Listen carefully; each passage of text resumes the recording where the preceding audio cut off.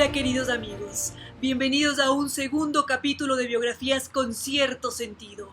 La semana pasada habíamos empezado a conocer la vida del joven John Ronald Tolkien, quien sería más adelante el autor del Señor de los Anillos. Habíamos visto también cómo cuando él apenas tenía 12 años, entrando en la adolescencia, perdía a su madre. Esto definitivamente le generó grandes inseguridades, preocupaciones, mucha nostalgia, y ahora vamos a ver cómo transcurrió su vida a partir de dicho suceso. John Ronald había sido siempre un soñador. Vivía rodeado de paisajes fantásticos que le permitían la creación de historias igual de fantásticas. No obstante, a partir del fallecimiento de su madre, el escritor adoptó una perspectiva mucho más realista. Si bien es cierto, era un ser altamente sensible y optimista, a quien le parecía que todo, desde la pequeña piedra hasta las nubes, poseían destellos de vida. Sin embargo, con esos vacíos que deja la ausencia, su espíritu cambió un poco. Se aferró a la idea de que todo era pasajero, alegrías, fortunas, también tristezas, y que a pesar del dolor irreparable, había que seguir siempre para adelante. Su madre había partido y John Ronald no tenía otra opción que no fuese levantarse y continuar. Él solía decir que la lucha nunca terminaba y aunque las guerras no las ganase nadie, la guerra siempre continuaba y de nada servía desfallecer. El espíritu de Tolkien se transformaba y mientras tanto su destino y el de su hermano Hilary había sido encomendado al padre Francis, que era un muy buen amigo de su madre porque le había ayudado a convertirse al catolicismo y quien siempre la había apoyado cuando toda la familia le dio la espalda al tomar dicha decisión. Francis Morgan era un hombre de gran corazón y sentido del humor. Adoraba a los hijos de Mabel como los suyos y le había dado su palabra para cuidarlos hasta su último aliento, y lo cumplió al pie de la letra. Esto le representó más de un inconveniente con Tolkien. Guarden ese detalle de Francis Morgan, su cuidador acérrimo, para los próximos capítulos. El amigo de la familia, Francis, se preocupó como un verdadero padre por el bienestar de los hermanos Tolkien. Los dotó con todo lo necesario para una vida sin ninguna carencia y, por supuesto, fortaleció una de las más importantes raíces que posee un ser humano, la educación. Por otra parte, los alojó en su casa, en donde se encargaba de darles de comer y acompañarlos en todo lo que fuera necesario. Tal vez conversar sobre sus clases, dar consejos sobre el futuro, lo que pidiesen los hermanos Tolkien. Francis estaba allí. Al igual que la madre de Tolkien, Francis era también un estudioso de las letras y supo cómo transmitirle sus conocimientos de castellano y finés a John Ronald, quien quedó cautivado por esas sonoras lenguas extranjeras y también se sintió algo frustrado porque nunca fue capaz de dominar el castellano. No obstante, continuaba siendo uno de sus predilectos, algo así como el galés y el finés. Hasta ese punto, el joven Tolkien era consciente de su amor por las letras, pero no sabía qué hacer con semejante fascinación por ellas y su construcción. Disfrutaba aprenderlas, jugar, tal vez modificarlas, pero había algo que le faltaba, y fue en ese momento de exploración cuando la educación se encargó de hacer de las suyas. Sus maestros fueron grandes guías que lo encaminaron por el sendero de la filología y la lingüística. Esto cambió totalmente su perspectiva, porque una cosa era saber latín, griego o alemán, y otra muy distinta era saber por qué esas lenguas habían llegado a ser lo que eran. Durante toda su época de colegio, quedó muy sorprendido por ese vasto universo lingüístico desconocido para él. La ciencia de las palabras lo sacudió con mayor vigor cuando se topó con el anglosajón, que era esta lengua que se hablaba en Inglaterra hacia el 1066. Inmediatamente se dedicó a traducir textos medievales, descubrió poemas heroicos y se encontró con criaturas mitológicas y, sobre todo, con lenguajes antiguos muy sonoros que le daban vida a esas criaturas desconocidas. Esto hizo que el espíritu creativo de John Ronald se engrandeciera y que entregase horas y días enteros a devorar libros en la biblioteca. Su sed por el conocimiento era insaciable y en ese proceso perfeccionó el noruego y luego sucedió lo inevitable. Tolkien estalló en arrebatos de creatividad y comenzó a crear sus propios idiomas secretos, aunque no era la primera vez que lo hacía. De muy niño, John Ronald junto con sus primas habían creado el Animálico, que era un lenguaje construido con nombres de animales, y más adelante con este mismo grupo habían creado el Neposh, que era esta mezcla de latín, francés e inglés. Pero en esta ocasión había algo distinto. Su creación de idiomas era de un alto profesionalismo. En una ocasión, Tolkien reconstruyó a su manera una lengua del siglo IX que estaba desaparecida en ese entonces. Él fue capaz de imaginar cómo habían sido las palabras con su sonoridad gótica e inclusive llegó a escribir poemas en ese idioma perdido. Así fue como se forjó el camino de Tolkien. Su pasión se convirtió en su línea de estudios e investigación y sin darse cuenta estaba creando historias románticas y fantásticas sobre seres élficos y demás criaturas desconocidas. Otro elemento crucial en la carrera creativa de Tolkien fue la TCBS, acrónimo para hacer referencia al Club del Té y los Varsovianos. Era un grupo de ilustres intelectuales, grandes amigos del colegio de Tolkien, con quienes compartían los exactos mismos intereses literarios y creativos. Cada uno de ellos, sin embargo, tenía sus propias predilecciones, estilos, pero entre todos ellos se complementaban y formaban un bellísimo conjunto. Durante sus estudios universitarios, John Ronald era especialista en lenguas germánicas y filología, y era también un experto en literatura del norte de Europa, mientras que el resto de los integrantes eran muy entendidos en literatura griega y romana. La TCBS era un grupo exclusivo para debatir sobre la construcción del lenguaje o descubrimientos literarios. Y Tolkien, por lo general, les leía en voz alta poemas o fragmentos de las sagas mitológicas escandinavas. Era muy reconocido por ser un sabio conocedor de variados cosmos literarios y lingüísticos, y todos querían escucharlo o hablar con él, pero también se atrevían a señalar que debía pulir uno que otro escrito. Algunos carecían de fuerza y coherencia, entonces había que hacer las respectivas correcciones. Tolkien acogía muy bien cada consejo porque él sabía que sus amigos eran tan críticos y conocedores como él. Y así, con el pasar del tiempo, sus leyendas, cuentos, narraciones cobraron fuerza y lo hicieron volar por lo alto. Los años pasaban y la magia de las palabras continuaba creciendo con intensidad.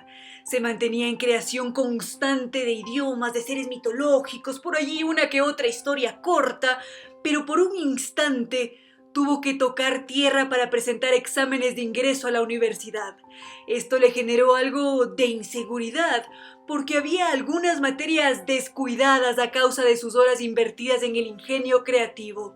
Sin embargo, fue la creatividad la que lo sacó de aprietos. A la hora de dar exámenes, se desenvolvió con mucha destreza ante un grupo de profesores atónitos por su capacidad para interpretar a un senador griego y para, de un momento a otro, convertirse en un emisario de los bárbaros empleando el gótico e incluso el anglosajón. La audiencia no podía creerlo. Vieron talento en el joven Tolkien, quien fue aceptado en la Universidad de Exeter a finales de 1910. La universidad le representó un espacio de crecimiento personal muy enriquecedor. Tolkien, al iniciar sus estudios universitarios, recibió una educación personalizada.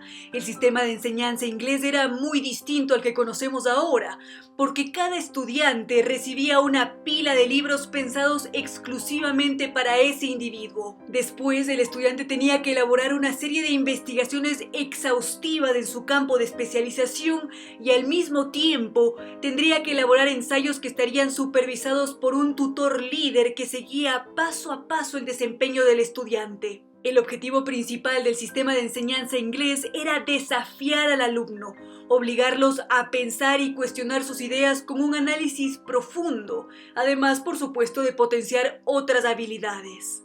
Por ahora dejemos a un lado al sistema de enseñanza inglés que sí que tuvo una importante influencia por el autor, y centrémonos en Tolkien como tal, como individuo, con todo su crecimiento personal y literario. Vivamos esas experiencias de Tolkien que lo llevaron a la creación de fantásticos universos literarios.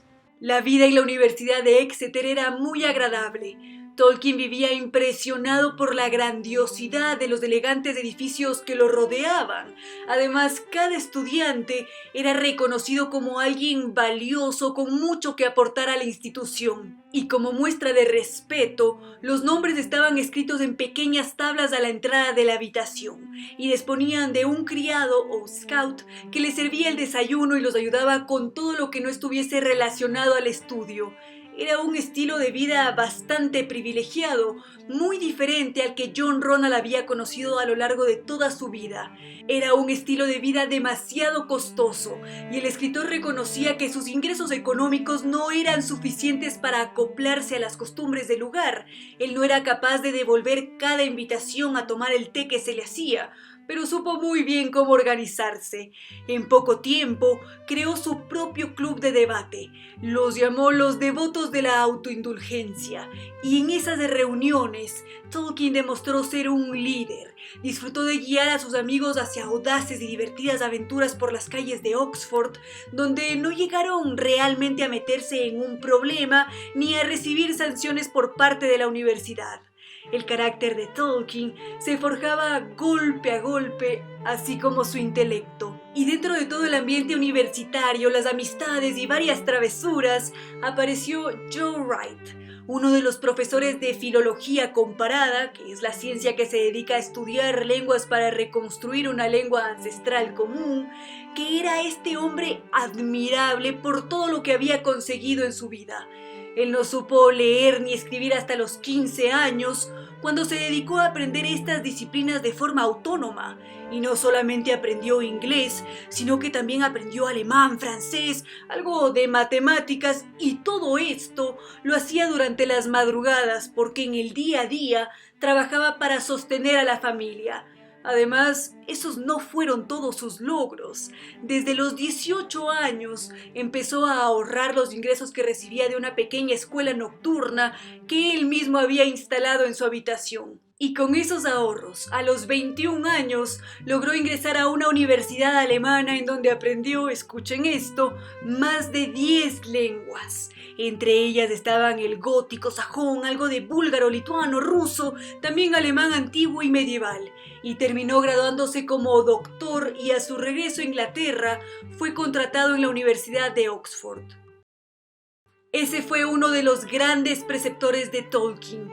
Cuando se conocieron, el autor descubrió que se trataba de un profesor exigente y detallista a quien no podría defraudar. Y nunca lo hizo. Años más tarde heredó esas exactas mismas características. Tolkien siempre fue un alumno ejemplar, muy entusiasta, dispuesto a acatar cada uno de los consejos del gran maestro para perfeccionar su conocimiento sobre la ciencia de las palabras. Joe Wright desafió el intelecto de Tolkien, le mostró los senderos que debía transitar para dominar los principios del lenguaje y mucho más. Le aconsejó estudiar a profundidad el galés medieval y el finés, porque lo beneficiaría en todo sentido.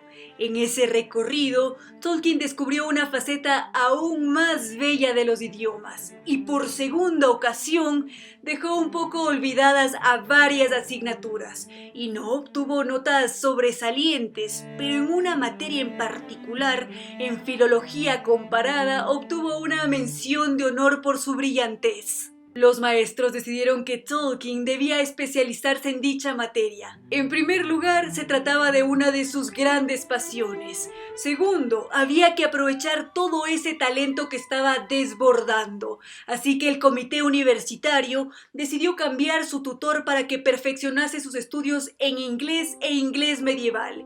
Y después de varios exigentes años de estudio, el estudiante superó a sus maestros.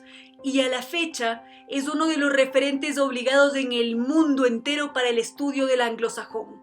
Al mismo tiempo que él estaba desarrollando estas investigaciones universitarias, Tolkien alimentaba sus lecturas. Leyó las sagas noruegas, las fuentes principales de la mitología islandesa, entre otros textos antiguos, y cada lectura lo impresionaba más que la otra, como el poema Voluspa, que narra la creación del cosmos y predice su destino.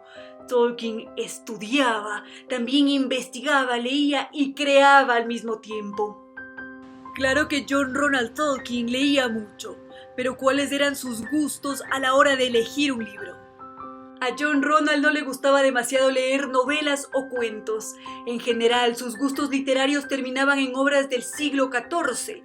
Prefería siempre el tono heroico y arcaico del lenguaje en que estaban escritas las primeras obras de la literatura europea. Él había desarrollado cierta afinidad por ese estilo porque sentía que eran obras profundas con una rima interna en cada verso. Eso era algo inaudito y complicado, pero como a Tolkien le gustaban tanto los desafíos, se acopló a esa extrema dificultad técnica. Más adelante se enamoró de ella y la terminó usando en sus cantos, también en sus poemas y otras obras. Dentro de todo ese universo de lecturas y aprendizajes estalló la Primera Guerra Mundial, que afectaría a Tolkien de manera decisiva.